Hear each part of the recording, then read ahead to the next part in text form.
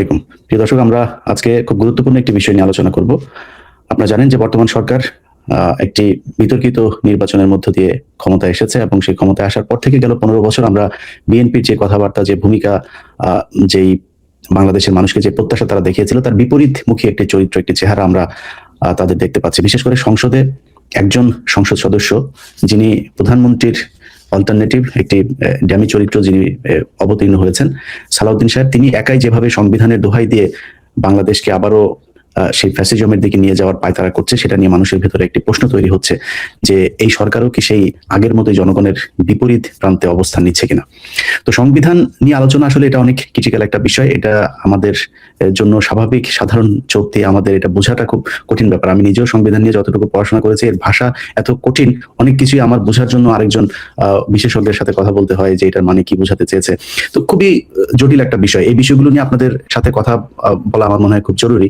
যে কারণে আমরা চিন্তা করলাম যে খুব সহজভাবে সংবিধানের যে দোহাই দিয়ে বর্তমান সরকার আমাদেরকে নানান ধরনের হাইকোর্ট দেখানোর চেষ্টা করছে, সেই জায়গা থেকে আসলে সংবিধান নিয়ে তারা যে কথাগুলো বলছে সেগুলোর সাথে আসলে বাস্তবে সংবিধানের ভেতরে কি আছে, খুব সহজ সাবলীল ভাষায় আপনাদেরকে আমরা আজকে একটু বোঝানোর চেষ্টা করব। আমার সাথে আছেন অ্যাটর্নি শেখ সেলিম, যিনি মেধাবী একজন ঢাকা বিশ্ববিদ্যালয়ের শিক্ষার্থী এবং তার সংবিধান নিয়েও যথেষ্ট পাণ্ডিত্য আছেন, যিনি প্রায় 3 দশক ধরে নিউ ইয়র্কে আইন পেশার সাথে জড়িত আছেন। অ্যাটর্নি শেখ সেলিম, আপনাকে ধন্যবাদ জানাচ্ছি। আমরা যেহেতু খুবই একটি কি বলবো যে কমপ্লেক্স একটি বিষয়, এই বিষয়টি নিয়ে আমার মনে হয় যারা জানেন তাদের কাছ থেকে শোনা দরকার। সে কারণে আপনাকে আমাদের আজকে আমন্ত্রণ জানানো। আমি আপনার কাছে প্রথম প্রশ্ন যেটা রাখতে চাই সেটা হচ্ছে যে, যেটা বলা হচ্ছে যে এই সংবিধানের ধারাবাহিকতা রক্ষা করার জন্যই অনেক কিছু করতে হচ্ছে, বিশেষ করে চুপপুকে রাখতে হয়েছে এই সংবিধানের দোহাই দিয়ে তারা। আমি খুব মানে অবাক হয়ে দেখলাম যে সালাউদ্দিন সাহেব তিনি বলেছেন যে এই সংসদ হচ্ছে, এটি একটি সভারেন পার্লামেন্ট, এটাই নাকি সর্বে সর্বা, এর উপরে আর কোনো কিছু নাই। এই কথাটা বলার পরেও দেখলাম যে কেউই কোনো ধরনের প্রত্যুত্তর করেন, এটার কোনো যুক্তি, কোনো কিছুই কেউ পাল্টা যুক্তি তুলে ধরেন নাই। তো আমরা এই যে পার্লামেন্ট শুরু হয়েছে, এই পার্লামেন্টের মাধ্যমেই আইন করে তারপরে প্রতিটা জিনিস এই পার্লামেন্ট, সেই আগের সংবিধানেই যেতে হবে, এই সংবিধানের ধারাবাহিকতা রক্ষা করেই সবকিছু থাকতে হবে। আসলে কি সংবিধানের ধারাবাহিকতা আছে কিনা? আপনার ভিউয়ারদের আমি স্বাগত জানাচ্ছি বা সালাম জানাচ্ছি আপনার মাধ্যমে।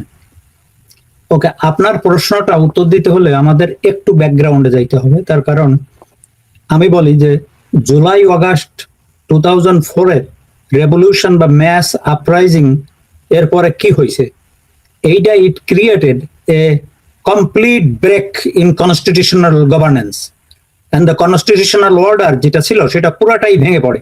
আমি আপনারে বলছি সেটা, যেমন ধরেন আওয়ামী লীগ গভর্নমেন্ট গত 17 বছর ধরে যে দুঃশাসন, অপশাসন, হত্যা, গুম, বিরোধী দলের সাপ্রেশন করে, ইলেকট্রাল সিস্টেম রে ইরোশন করে এবং সিভিল লিবার্টি অর্থাৎ মানুষের মৌলিক অধিকার বা মৌলিক অধিকারকে ধ্বংস করে যে শাসন চালাইছিল, সেই শাসনটা কি হলো, যেটার আনডিসপিউটেড ফ্যাক্ট, যেটাকে কোনো বিতর্কিত করা যায় না, একটা আন্দোলন হয়ে গেল, একটা বিপ্লব হয়ে গেল। 5ই অগস্ট শেখ হাসিনা তার গভর্নমেন্ট কোলাপস করলো, মানে পতন হলো। পতন মানে কি, এর পতনের তো একটা ধারাবাহিকতা আছে। তার পতনের পরে তারা কেউই দেশে থাকলো না। আমি সেটা বলি আপনারা, কোনো কনস্টিটিউশনের আন্ডারে যদি শাসন চলে, সে কনস্টিটিউশন ইফেক্টিভ থাকতে হয়, কনস্টিটিউশনাল স্ট্রাকচার গুলা অর্থাৎ অর্গান গুলা ইনট্যাক্ট থাকতে হয়। তাইলেই বুঝবেন যে কনস্টিটিউশন কন্টিনিউ করছে বা কনস্টিটিউশনের ধারাবাহিকতা রক্ষা হচ্ছে। এখানে আমরা দেখছি কনস্টিটিউশনাল র্যাপচার, অর্থাৎ কনস্টিটিউশনাল টোটালি স্টপ ওয়ার্কিং, এর কোনো ফাংশনই ওয়ার্ক করছিল না। আমি আপনারা একে একে বলছি। জুলাই বিপ্লবের ইমিডিয়েট পরে 5ই অগাস্টে কি হলো? 5ই অগাস্টে শেখ হাসিনা দেশ ত্যাগ করলো, পালাই গেল, তার ইন্টায়ার ক্যাবিনেট পালাই গেল, ইন্টায়ার পার্লামেন্ট 300 মেম্বারই পালাই গেল, এবং তারা দেশে না বিদেশেই পালাই যেতে হইলো। জনরোষ এত ছিল, তারা তাদের সহায় সম্পত্তি পরিবার ফেলে পালিয়ে গেল, স্পিকার পালাই গেল, তারপরে চিফ জাস্টিস সহ তার অ্যাসোসিয়েট জাস্টিসরা সবাই পালাই গেল। তো একটা সরকারের 3টা অঙ্গ, নির্বাহী, বিচার বিভাগ এবং আইন বিভাগ, কেউ থাকলো না, সবাই পালাই গেল। তারপরে কি হইলো, লোকাল গভর্নমেন্ট গুলোতে যারা ছিল, উপজেলা চেয়ারম্যান, ইউনিয়ন কাউন্সিলর, তারাও পালাই গেল। সিভিল বিউরোক্রাসি যারা ছিল, সচিব, পুলিশ, সমস্ত কিছু পালাই গেল। এদের কোন, দিস আর আনডিসপিউটেড ফ্যাক্ট। প্রেসিডেন্টও দোয়া ইউনুস পড়তেছিল, he was on the verge of flying. তারপরে সাম পিপল কইছে তারে, বলছে না আপনি থাকেন। ওকে, তারপরে কি হলো, রাষ্ট্রতন্ত্রের বিরাট এক শূন্যতার সৃষ্টি হলো, আইনগত শূন্যতা। কনস্টিটিউশনাল অর্ডার, কনস্টিটিউশনাল গভর্নমেন্ট যারা শেখ হাসিনার রেজিম ছিল, তারা সবই ভেঙে পড়লো। তার মানে কি, কনস্টিটিউশন হলো র্যাপচার্ড, এটা একটা শব্দ হচ্ছে কি, কনস্টিটিউশন স্টপ ওয়ার্কিং। এইখানে কারা টু কভার করলো, এবং with the convergence of political parties, people, all armed forces এবং রিভোল্টিং পিপুল, সবাই মিলে একটা সরকার গঠন করলো। তার নাম দেওয়া হলো ইন্টারিম গভর্নমেন্ট। ওকে, এখন প্রশ্ন হচ্ছে, কনস্টিটিউশন যদি ধারাবাহিকভাবে চলতে হয়, তাইলে এই গভর্নমেন্টটা হতে হবে, ইন্টারিম গভর্নমেন্টটা হতে হবে কনস্টিটিউশনের আন্ডারে। কিন্তু আপনি কনস্টিটিউশন পড়ে দেখবেন, it's a extra constitutional government, যেটা কনস্টিটিউশনের বাইরে। আপনি কোনোভাবেই এটা কনস্টিটিউশনে হবে না। তারা এসে সভরেন্টি, দে অ্যাসিউমড পাওয়ার, সমস্ত পাওয়ার তারা অ্যাসিউম করে নিল with the support of the revolutionary forces এবং সব জনগণের। যারা দেশে ছিল তারা কোনো ইয়েতে ছিল না। তো যে কনস্টিটিউশনাল অর্ডারটা কি আমাদের বাংলাদেশে সেই সময়, এখনো যে ওল্ড কনস্টিটিউশন আছে, এইটা প্রেসক্রাইব করে, অর্থাৎ এইটা লিপি সংঘবদ্ধ করে, স্বনির্বন্ধন করে কি, পার্লামেন্টারি ফর্ম অফ গভর্নমেন্ট, মন্ত্রী পরিষদ শাসিত সরকার। প্রাইম মিনিস্টার নাই, মন্ত্রীরা নাই, পার্লামেন্ট নাই, সিভিল বিউরোক্রেটরা নাই, পুলিশ বাহিনী ডিসম্যান্টেলড হয়ে গেল। সুতরাং এইটা এসে এই শূন্যতা কে পূর্ণ করলো? এই শূন্যতা পূর্ণ করলো ইন্টারিম গভর্নমেন্ট। তারা সমস্ত সভরেন পাওয়ার, অর্থাৎ সার্বভৌম পাওয়ারটা তারা গ্রাস্প করলো, এবং তাদের তো কোনো রকমের ভ্যালিডিটি দেওয়া যাবে না এই কনস্টিটিউশনের আন্ডারে। তার কারণ constitution stopped working on August 5th। So constitution displaced হয়ে গেল প্র্যাকটিক্যালি, এবং with the concept of all state organs, powers, public at large, political quarters, everybody, এবং হল শাসনযন্ত্র এসে এই ইউনুস সরকারের আনুগত্য স্বীকার করলো। তার মানে কনস্টিটিউশনাল অর্গানের কোনোটাই আর ইফেক্টিভ থাকলো না। কনস্টিটিউশনাল শাসনটা পুরা বন্ধ হয়ে গেল। ইট স্টপড ওয়ার্কিং কমপ্লিটলি, সিসেশন। বিচার বিভাগ, আইন বিভাগ, নির্বাহী বিভাগ সব নতুন করে ইউনুসের বর্ষতা স্বীকার করলো। ইউনুস তো কোনো কনস্টিটিউশনাল গভর্নমেন্ট না, কোনো লয়ার কেউ কিছু বলতে পারবে না, কোনোভাবেই দেখাইতে পারবেন না আপনি এটা। It's impossible. তার কারণ আপনি প্র্যাকটিক্যাল জিনিসটা, এই পলিটিক্যাল ফ্যাক্টসটা এবং প্র্যাকটিক্যাল ফ্যাক্টস, এটা তো আপনি রিপ্লেস করতে পারছেন, এটা তো সত্যি কথা, ইজ আনডিসপিউটেড। তারপরে তারা কি করলো, তারা অর্ডার ইস্যু করা শুরু করলো, তারাই রাষ্ট্রটা চালালো এক্সটেন্ডেড পিরিয়ড। 1.5 বছরের পরে তারা রেগুলেশন করলো প্রায় 133টা। এগুলো কেন এরা করেছে? Constitution was not the source, because ওই যে আমাদের দেশে একটা কথা বলে না, যেমন আগে, বর্তমানে যারা বলছে তারাও বলছে, আগেও সবাই বলছে, ইভেন মরহুম বেগম খালেদা জিয়া বলছে যে কনস্টিটিউশন ছুড়ে ফেলে দেওয়া হয়েছে। ডিসপ্লেসমেন্ট মানেই ওইটা, ছিঁড়ে ফেলে দেওয়া হয়েছে। The constitution still remains displace, এখনো ডিসপ্লেসড আছে। তার কারণ বর্তমান সরকারের পাওয়ার নাই ওই কনস্টিটিউশনের ইফেক্ট দেওয়া, সেটা আমি একটু পরে বলতেছি কিভাবে। সুতরাং কনস্টিটিউশন, এই যে বর্তমান ইলেকশনটা হয়েছে, এই যে ইউনুস সরকার গভর্নমেন্টের authority, it was not created by the constitution. কনস্টিটিউশনে কোনো প্রভিশন নাই, কোনো বিধান নাই যে ইন্টারিম গভর্নমেন্টের ভ্যালিডিটি দেয়া বা এইটা ইন্টারিম গভর্নমেন্টে ঢুকানো। Constitution is the supreme law. আপনি অনুমান করে বলতে পারবেন না যে এইটা কনস্টিটিউশন। যখন সুপ্রিম ল বলতেছে যে সবচেয়ে বড় আইন, এবং এই আইনের সাথে এনিথিং সাংঘর্ষিক অন্য আইন, সেটাও বাতিল। তো যেখানে ইন্টারিম গভর্নমেন্ট নাই, যেখানে council of advisers interim government Yunus lead করেছে, তার সম্পর্কে একটা কাউন্সিল অফ গভর্নমেন্ট সম্পর্কে আপনি খুঁজে পাবেন না। এখানে আমি আর একটা কথা বলি, কিছু কিছু সময় শোনা যায় যে বাংলাদেশের লোকজন বলেন যে ওয়েল, সুপ্রিম কোর্ট তো এটি অ্যাপ্রুভ করেছে 106 আর্টিকেল 106 এর মাধ্যমে। Supreme court still is bound under the constitution. আর 106 আর্টিকেল পড়ে দেখেন, এইটা ওই নতুন গভর্নমেন্ট অর্থাৎ ইন্টারিম গভর্নমেন্ট ক্রিয়েট করার ক্ষমতা সুপ্রিম কোর্টের নাই। আর এইটা হলো মিয়ার is very limited non binding nature of power in 106 it's a advisory power president দেওয়ার অ্যাডভাইজরি পাওয়ার। প্রেসিডেন্ট এই অ্যাডভাইসটা মানতেও পারে নাও মানতে পারে। সুতরাং এই এটা আমরা জুডিশিয়াল আইনের ভাষায় বলি it's not a adjudicative power, it's merely advisory consultative power, অর্থাৎ কনসালটেট করতে পারে। আপনি আমার সঙ্গে একটা জিনিস কনসাল্ট করতে পারেন, আমি কি বললাম সেটা আপনি নিতেও পারেন নাও নিতে পারেন, এর বেশি কিছু না। ইটস নট অ্যাডজুডিকেটিভ পাওয়ার, অর্থাৎ এটা অ্যাডজুডিকেট করে দিলাম, বিচার করে দিলাম, এটা বাইন্ডিং ন। আর সুপ্রিম কোর্টের এই কনস্টিটিউশনাল পাওয়ার নাই যে উনি একটা নতুন ফর্ম অফ গভর্নমেন্ট সৃষ্টি করতে পারে। সুপ্রিম কোর্ট এই পাওয়ারটা কারো নাই। এই পাওয়ার কনস্টিটিউশন অ্যামেন্ডমেন্ট করেও না। This is a basic structure of the constitution. Form of government করতে হলে নতুন কনস্টিটিউয়েন্ট পাওয়ার দরকার। পার্লামেন্টের ডেরিভেটিভ কনস্টিটিউয়েন্ট পাওয়ার আছে, কিন্তু মূল পাওয়ার নাই। সেটা আপনার ওই ইসের কেসে বলা আছে, বাংলাদেশের ওই যে 5th অ্যামেন্ডমেন্ট 7th অ্যামেন্ডমেন্ট কেসে বলা আছে, এবং আনোয়ার হোসেন চৌধুরীর কেসে বলা আছে। এগুলা ওই সময় যে জাজরা নিয়েছিল আমি তাদের অনেক ক্রেডিট দেবো। এগুলো বহু দেশের জুরিসপ্রুডেন্স ঘেটে নেওয়া হয়েছে, তার কারণ ওই কেসগুলোর যে প্রিন্সিপাল আমি এক্স্যাক্টলি ওয়ার্ড বাই ওয়ার্ড মিল পাইছি আমেরিকান কনস্টিটিউশনাল কেসে, যেটা 1800 পর্যন্ত মানে পিছনে যে আমেরিকান সুপ্রিম কোর্টের রায়গুলো দিছে। সুতরাং এই কেসগুলোর ক্রেডিবিলিটি আছে। দুইটা বোধহয় দেওয়া চিফ জাস্টিস খায়রুল হকের, উনি আমার টিচার ছিলেন। ওনার 11 তত্ত্বাবধায়ক সরকার বাতিলের জাজমেন্ট নিয়ে প্রশ্ন করে দেয়, কিন্তু এইগুলো very well structure, well reason, এবং খুবই ঘাইটে ঘুটে উনি এই রায়গুলো দিচ্ছেন, যার জন্য এ নিয়ে তেমন কোনো কন্ট্রোভার্সি হয় নাই, এবং it's remains a binding principles of constitutional law in Bangladesh. আর এটা অ্যাপিলেট ডিভিশন, এটা ফাইনাল ডিসিশন। এই ডিসিশনের আন্ডারে যেমন Bangladesh Italian marble works versus Bangladesh 5th amendment case বলা হয়, এই ডিসিশনের আন্ডারে এবং কনস্টিটিউশনাল জুরিসপ্রুডেন্সের অর্থাৎ কনস্টিটিউশন আইনের, শুধু বাংলাদেশে না, এটা ওয়ার্ল্ড ওয়াইড যেখানে রিটেন কনস্টিটিউশন আছে, সেইটার আন্ডারে ইউনুস সরকারের কোনোভাবে কোনো উপায়ে এইটারে কনস্টিটিউশনাল গভর্নমেন্ট বলা যাবে না। তার মানে ইনস্টিটিউশন ইউনুস নেওয়ার আগে 5ই অগাস্টেই কনস্টিটিউশন র্যাপচার্ড হয়ে গেছে, ডিসপ্লেসড হয়ে গেছে, অর্থাৎ এটা ছুড়ে ফেলে দেওয়া হয়েছে। ছুড়ে ফেলে মানে এটা ফেলে দেওয়া হয়েছে।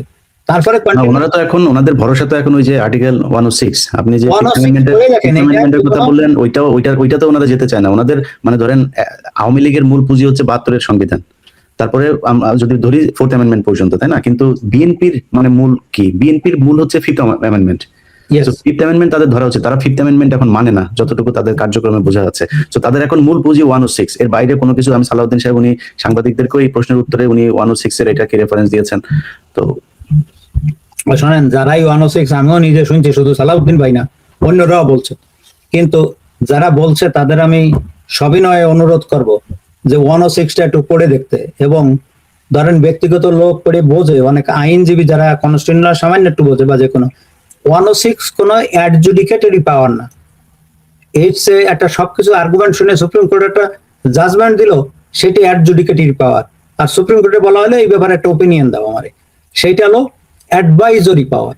অ্যাডভাইজারি পাওয়ার, ইভেন অ্যাডভাইজারি পাওয়ার এটা কোনো রায় না, এটা মিয়ারলি একটা অ্যাডভাইজরি পাওয়ার। পড়ে দেখেন, ওখানে বলা আছে একদম clear, simple language, is text clear. আমি বাংলা পড়ি না, ইংরেজিটা পড়েছি, ইজ ক্লিয়ার। যারা একটু ব্যাখ্যা জানে, ব্যাখ্যা দিতে বলছে, তাদের কাছে এটা ক্লিয়ার, এবং কেউ এইটা বলতে পারবে না। এখন ধরেন আমি যদি বলেন ওনারা যে এইটার মাধ্যমে সুপ্রিম কোর্ট এটা ভ্যালিডিটি দিছে, আচ্ছা ভ্যালিডিটি দিছে আগে সুপ্রিম কোর্ট, আই থিঙ্ক 1956 বা 55-এ Pakistan supreme court Ayub government বা 58 আইয়ুব গভর্নমেন্টে ভ্যালিডিটি দিয়েছিল, বলছিল যে ডক্ট্রিন অফ নেসেসিটি। এই পাকিস্তানও এই ডক্ট্রিন অফ নেসেসিটি ইফতেখার আহমেদের জাজে টেড অ্যাবান্ডান্ডেড। আর আমাদের 5th avenue Anwar Chowdhury case 89, এবং 5th অ্যামেন্ডমেন্ট কেস কত সালে আমি মনে নাই, এবং কুদরতি খুদা ইলাহি কুদরতি খুদা পানির ভার্সেস বাংলাদেশ এই কেসে, এবং ওই মার্বেল ভার্সেসে এখানে বলা হয়েছে ডক্ট্রিন অফ নেসেসিটি কোনো অবৈধ শাসনকে ভ্যালিডিটি দিতে পারে না। সো দ্যাটস এ ওয়ার্ড, এবং সুপ্রিম কোর্ট এটা ওভাররুল করে দিয়েছে। লেট অ্যালাউড, সেটা সুপ্রিম কোর্টে তো সেটাই অ্যাডজুডিকেটিভ পাওয়ারের ভিতরে দিয়েছিল, কিন্তু এখানে অনেক বেশি এখানে হলো অ্যাডভাইজরি পাওয়ার, এটা কোনো অ্যাডজুডিকেটিভ পাওয়ার না। ইভেন সুপ্রিম কোর্ট ইউনুস সরকারকে বলতে পারে না যে ওকে এটা আন্ডার কনস্টিটিউশনের ভিতরে valid. There is no way এইটা বলা। আগের নজিরে নাই, কনস্টিটিউশনাল যে ল্যাঙ্গুয়েজ আছে সেটাও নাই। তার কারণ কনস্টিটিউশনে বলা আছে পার্লামেন্টারি ফর্ম অফ গভর্নমেন্ট, অর্থাৎ মন্ত্রী বৈশিষ্ট্য শাসিত সরকার। এখানে কোনো ইন্টারিম সরকারের কোনো প্রভিশনই নাই। অ্যাডভাইজারি কাউন্সিল অর্থাৎ এর কোনো প্রভিশন নাই। 106 এর ভিতরে দিয়ে কোনো আনকনস্টিটিউশনাল রেজিমকে কনস্টিটিউশনের ভিতরে দেওয়ার পাওয়ার সুপ্রিম কোর্টের নাই। আমরা আইনের ভাষায় ইজ আল্টাভিরাস দ্য পাওয়ার। তার কারণ কনস্টিটিউশনে যেটা নাই সুপ্রিম কোর্ট সেটা বলতে পারে না এইটা এই গুজামিল দেওয়ার অধিকার সুপ্রিম কোর্টের নাই। ইট ল্যাক্স জুরিসডিকশন, অর্থাৎ এদের এখতিয়ার বহির্ভূত এটা সুপ্রিম কোর্টের। এবং 106 এর আন্ডারে কোনো অবৈধ রেজিমরে, আনকনস্টিটিউশনাল রেজিমরে ভ্যালিডিটি দেওয়ার পাওয়ার সুপ্রিম কোর্টের নাই। তার কারণ আমি বলি যে ওই কেসে বলা হয়েছে যে Bangladesh Italian marble works versus Bangladesh, এখানে অ্যাপিলেট ডিভিশন বাংলাদেশ সুপ্রিম কোর্টের এখানে বলেছে any regime is not in the constitution is unknown to the constitution, মানে এটা কনস্টিটিউশন নাই। সিমিলারলি একইভাবে ইন্টারিম গভর্নমেন্ট ইলেকশনের অনির্বাচিত সরকারের কোনো প্রভিশন কনস্টিটিউশনের নাই। So it is unknown to the constitution. আরো বলা হয়েছে যে it is void ab initio. এই প্রিন্সিপল যত দেশের রিটেন লিখিত সংবিধান আছে তার সঙ্গে সঙ্গতি আছে, এইটা অসঙ্গতিপূর্ণ না। অসঙ্গতিপূর্ণ ওইটা হবে যদি তারা বলে ইউনুসের ইন্টারিম গভর্নমেন্ট অন্তর্বর্তীকালীন সরকার এটি সাংবিধানিক, তাইলে এটা টোটালি সংবিধানের ল্যাঙ্গুয়েজের সাথে এই রায় অসাংবিধানিক হয়ে গেল। ইউনুসের সংবিধান, ইউনুসের শাসন, government from the very moment তাই আনকনস্টিটিউশনাল ছিল। আমরা এই ধরনের গভর্নমেন্টকে আইনে কি বলা হয় জানেন? এই ধরনের গভর্নমেন্টের আইনে বলা হয় এক্সট্রা কনস্টিটিউশনাল গভর্নমেন্ট, অর্থাৎ অসাংবিধানিক গভর্নমেন্ট অথবা বিপ্লবী সরকার। তো ইউনুসের সরকার কেউ বিপ্লব বলে আর না বলে, এইটা বাই ল এটা বিপ্লবী সরকার ছিল, তাই ছাড়া এর ক্লাসিফাই করার অন্য কোনো ইয়ে নেই। কিন্তু ধরেন আপনি যেটা বললেন যে সরকারের 3টা বিভাগই অ্যাবলিশ হয়ে গেল, তারা মিসিং। এখন যদি বলে যে তারা রাষ্ট্রপতিকে রেখেছেন এই জন্যই রাষ্ট্রপতি সেই ধারাবাহিকতাটা, আমি বলি রাষ্ট্রপতি সেই প্রশ্নে যাই। রাষ্ট্রপতির পদও খালি হয়ে গেছে লিগালি। আমি আপনারে বলতেছি রাষ্ট্রপতির পদ কেন খালি হয়েছে লিগালি। এই president is elected by parliament এবং ফাংশন এই president elected by the parliament হয়েছে তো, তাই তো? এখন পার্লামেন্টই পালাই গেছে, প্রাইম মিনিস্টার নাই, ক্যাবিনেটও নাই, তার জুডিশিয়ারিও নাই। তো president operates under the parliamentary system, তার স্ট্রাকচার, তার ফাউন্ডেশন হলো পার্লামেন্টারি সিস্টেম। ফাউন্ডেশন রিমুভ করা হয়ে গেছে, ফাউন্ডেশন সব ধরেন নিচের থেকে ভেঙে পড়েছে, তাহলে কি বিল্ডিং টেকবে? বিল্ডিং টেকবে না। সো এইটা নিয়ে আর একদিন খুব বিস্তারিত বলা যাবে, যখন the constitutional office cannot sustain without functioning constitution. তো এটা তো কনস্টিটিউশনাল অফিস প্রেসিডেন্টের, যেখানে কনস্টিটিউশনাল নাই, ফাংশনিং সাপোর্ট গুলো নাই, হি ক্যানট অপারেট অন দ্যাট। ওনার রাষ্ট্রপতি পদ খালি হয়ে গেছে। এইটি নিয়ে আপনি আরেকদিন করেন, আমি বেশি ইয়ে না করি এখানে। এই তো অফিস, যে রাষ্ট্রপতি ও অফিস ডিপেন্ডস করে কনস্টিটিউশনের উপরে। তাহলে সরকারের এখন তাহলে করা উচিত কি? সরকারের আমি বলতেছি, আমি বলে আবার আসতেছি। রাষ্ট্রপতি পদ এক্সিস্ট করে সেখানে পার্লামেন্টারি ইয়েই নাই, কি বলবে, পার্লামেন্টই নাই। আর কনস্টিটিউশন তো রিপ্লেসড হয়ে গেছে, নতুন সরকার আইছে যেটা কনস্টিটিউশনটা এক্সট্রা কনস্টিটিউশনাল গভর্নমেন্ট বা বিপ্লবী গভর্নমেন্ট। সেখানে তো প্রেসিডেন্ট অকার্যকর, প্রেসিডেন্ট তো সেখানে কিছুই না। প্রেসিডেন্টের অফিস লিগালি ইয়ে গেছে। আমরা আইনের ভাষায় যে নন এক্সিস্টেন্স অফিস, যদিও উনি বডি নিয়ে ইয়ে নিয়ে আসে, সেইটা ফিজিক্যাল এক্সিস্টেন্স আর legal existence is two different ব্যাপার। আপনি আরেকটা প্রোগ্রাম করেন, এটা আমি পুরো সেটা বলবো, বুঝছেন না? যে প্রেসিডেন্টের কোনো পদ নাই, উনি এখন দামি, ওনারে কেউ রাখছে কিন্তু উনি লিগালি নাই, এটা পদ শূন্য হয়ে গেছে 5 তারিখে। এবং 5 তারিখে তো শূন্য হয়েছে, 8 তারিখে ইউনুস গভর্নমেন্ট আসার পরে ওনার কোনো অস্তিত্ব নাই। তো সেইটা হলো ব্যাপার। এখন কি আমি আপনার বলি যে কনস্টিটিউশনাল রিপ্লেসড হয়ে গেছে, ওনার পার্লামেন্ট যেখান থেকে পাওয়ার নিত বা ক্যাবিনেট পাওয়ার নিত কনস্টিটিউশন থেকে, সেই কনস্টিটিউশনই replace. That's not effective. There is a new government, যারা সভরেন্টি সার্বভৌম পাওয়ারের অধিকারী হয়ে গেছে, তাদের কথাই রাষ্ট্র চলতেছে। যৌথ বাহিনীগুলো তার কথা শুনতেছে, বিউরোক্রাসি তার কথা শুনতেছে। তারা নতুন অর্ডিন্যান্স দিয়ে রাষ্ট্র চালাচ্ছে, তারাই ক্ষমতার উৎস, সেখানে তো প্রেসিডেন্টের পদ এমনি খালি, তার তো কোনো সাপোর্টিং অফিস নাই, তার স্ট্রাকচার ভেঙে পড়েছে। সুতরাং প্রেসিডেন্টের এটা কোনো অফিস নাই। এই under this circumstances the legal classification বা characterization of Yunus government will be revolutionary government, it was not constitutional government. দুনিয়ার কোনো যুক্তিতে এইটা ঠিক করা যাবে না। তো সেইটা যদি হয়, তাই এই যে আপনি কি জানি বললেন যে এরা তো বলতেছে, এরা বললেই তো হবে না, এরা নিজেরা কিভাবে ইলেক্টেড হয়েছে? এরা ইলেক্টেড হয়েছে ইউনুস সরকারের ম্যান্ডেটে। ইউনুস সরকার অর্ডিন্যান্স করেছে। কোন বলতে কি আরো ইলাবোরেটলি যদি বলেন যে হাসিনার রেখে যাওয়া নির্বাচন কমিশন কি ছিল না, তারাও পদত্যাগ করেছে। কনস্টিটিউশনাল অফিস যতটা ছিল পিরি অগাস্ট 5 আঙালে কেউ নাই, সব পদত্যাগ করেছে, সবাই আনুগত্য স্বীকার করেছে ইউনুসের। ইউনুস অ্যাপয়েন্টমেন্ট দিয়েছে, এই ইলেকশন হয়েছে, ইউনুস আদেশ জারি করেছে, অধ্যাদেশ জারি করেছে, সেটা মেনে নিয়ে এই নিউ ইলেকশনটা হয়েছে। সেটা এইটার কনস্টিটিউশনাল কন্টিনিউইটি না, যেটা বলো কনস্টিটিউশনাল বা সাংবিধানিক ধারাবাহিকতা না, এইটা হলো ইউনুস রেজিমের ধারাবাহিকতা, সেইটা এক্সট্রা অসাংবিধানিক সরকারের ধারাবাহিকতা। এখন এইটা লেজিটিমেসি দেওয়ার অনলি ওয়ে আছে একটা, যেহেতু সুপ্রিম কোর্ট বলছে যে ওরা এর ইন্ডেমনিটির মাধ্যমে এটা লিগাল করা যায় না, 5th এভিনিউ 7th এভিনিউ কেসে বলছে, এবং সেই রায়গুলো অত্যন্ত ওয়েল থট ছিল, এবং এটা আন্তর্জাতিকভাবে বিভিন্ন দেশের সাংবিধানিক আইনের সাথে টোটালি সামঞ্জস্যপূর্ণ, এবং এটা কয়েক শতাব্দী আগের নজিরে সামঞ্জস্যপূর্ণ। আপনি চিন্তা করেন যে যেটা বয়েড বলা হচ্ছে, যেটা বয়েড অ্যাবিনিশিও, অর্থাৎ হলো প্রথম থেকেই বাতিল। এর আরেকটা অর্থ হচ্ছে কিন্তু ইট নেভার এক্সিস্টেড। আমেরিকান ল্যাঙ্গুয়েজে legal language as if it is never existed, তার মানে এইটা কোনোদিনই ছিল না, সেটা ধরতে হবে। বয়েড অ্যাবিনিশিওর আসল অর্থ হলো তাই। বয়েড অ্যাবিনিশিওর আসল অর্থ হচ্ছে কেন কি as if it never existed, এটা কোনোদিনই ছিল না, এর অস্তিত্ব ছিল না। সেইটা যদি ধরে নেওয়া হয়, তো কনস্টিটিউশনে ইউনুস গভর্নমেন্টের কোনো অস্তিত্ব নাই। Is a new regime, is a revolutionary regime, এটা বৈপ্লবিক সরকার। তো বৈপ্লবিক সরকার, বিপ্লবী সরকার কিভাবে আইনের আওতায় আইছে? জাস্ট লাইক 1971-এ আমাদের একটা যুদ্ধ হয়েছে, কনস্টিটিউশন রচনা করছে কনস্টিটিউয়েন্ট অ্যাসেম্বলি।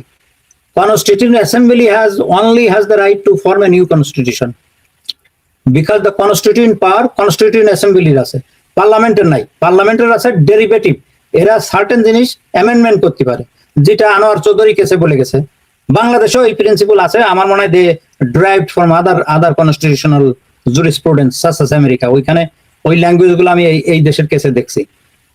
তো বেসিক স্ট্রাকচার চেঞ্জ করতে পারে না। তো কনস্টিটিউশনের মেইন স্ট্রাকচার কি? পার্লামেন্টারি ফর্ম অফ গভর্নমেন্ট, সেটা তো চেঞ্জ করার কোনো কায়দা নাই। ইউনুসরে বৈধতা দেওয়ার কোনো কায়দা নাই। আর ইউনুসরে যদি বৈধতা না দিতে পারেন, তাইলে এই যে পার্লামেন্টারি, এই যে পার্লামেন্ট আছে, নতুন সরকার আছে, এরও কোনো বৈধতা নেই। তার কারণ এর জন্ম হয়েছে একটা অবৈধ সরকারের থেকে, অসাংবিধানিক সরকার, এটা অসাংবিধানিক সরকার হয়ে যাবে। আমার মনে হয় ইউনুস গভর্নমেন্ট এই জন্যই জুলাই চার্টার বা আরো কোথায় আছে কনস্টিটিউয়েন্ট অ্যাসেম্বলির কথা বলে গেছে। তখন ওদেরই পাওয়ার আছে, কোন ইউনুস গভর্নমেন্ট নিজেই পিঠ বাঁচানোর জন্য এইগুলো বলে গেছে যে কনস্টিটিউয়েন্ট অ্যাসেম্বলি করো। সেইখানে এই এক্সট্রা কনস্টিটিউশনাল রেজিম অগাস্টের থেকে পর্যন্ত দ্য অনলি ওয়ে এখন এই ইউনুস সরকারের বা বিএনপি সরকারের কনস্টিটিউশনাল ধারাবাহিকতায় আনার only way is through constituent assembly. New constitution রচনা করে তার ভিতরে এই পিরিয়ডটাকে কাভার দিয়েই কনস্টিটিউশনের ভিতরে আনতে হবে। ওল্ড ডিসপ্লেস কনস্টিটিউশন আর দেওয়ার সুযোগ নাই, তার কারণে এটা ডিসপ্লেসড হয়ে গেছে ওই extended period of time. So এই আলো সেটা নিয়ে আরেকটা সেগমেন্ট আরেকদিন করা যাবে। ঠিক আছে, থ্যাংক ইউ উইলিস ভাই। প্রিয় দর্শক, অনেক ভারী আলোচনা, তো আপনাদের খুব সহজভাবে বোঝানোর চেষ্টা করেছেন সেলিম ভাই। আমি খুব সংক্ষেপে আপনাদেরকে আমার একটু বক্তব্য বলি, আরো সহজভাবে আমি আপনাদেরকে একটু বোঝানোর চেষ্টা করি। মনে করেন কথার কথা, উনি যা বললেন যে একটা সরকারের সবগুলো অর্গান সব শেষ হয়ে গিয়েছে, শুধু মনে করেন রাষ্ট্রপতিকে যদি আমরা ক্যাপ্টেন ধরি, জাহাজ ডুবে গিয়েছে, ওই ক্যাপ্টেনের তো আর জাহাজ চালানোর কোনো সুযোগ নেই। তো আমাদেরকে আবার জাহাজ নতুন করে মেরামত করতে হবে, তারপরেই হবে। দেখেন, ব্রিটিশরা যখন এই দেশ থেকে যায়, তখন আপনারা অনেকেই হয়তো এই জিনিসটা জানবেন কিনা, ভারত আর পাকিস্তান কিন্তু সাথে সাথে স্বাধীন হয়ে যায়নি। ভারত আর পাকিস্তানকে ব্রিটিশরা কন্ডিশন দিয়ে গিয়েছিল যে যেদিন তোমরা তোমাদের এই দুই জাতিতত্ত্বের ভিত্তিতে তোমাদের দুইটা দেশ হইলো, কিন্তু যেদিন তোমরা কনস্টিটিউশন করবে সেদিন থেকে এটা কার্যকর হবে। ব্রিটিশ রাজে ছেড়ে গেল, তোমাদের নতুন রাষ্ট্র যে হলো এটা সেদিন থেকে কার্যকর হবে। সো পাকিস্তান কিন্তু একদিনে কার্যকর হয়েছে, ওরা যেদিন ওদের কনস্টিটিউশন কমপ্লিট করেছে, ভারত যেদিন তাদেরটা কমপ্লিট করেছে, দুইটা কিন্তু আলাদা আলাদা দিনে হয়েছে। 14 আগস্ট বা 15 আগস্ট কিন্তু ওইটা হয় নাই। অতএব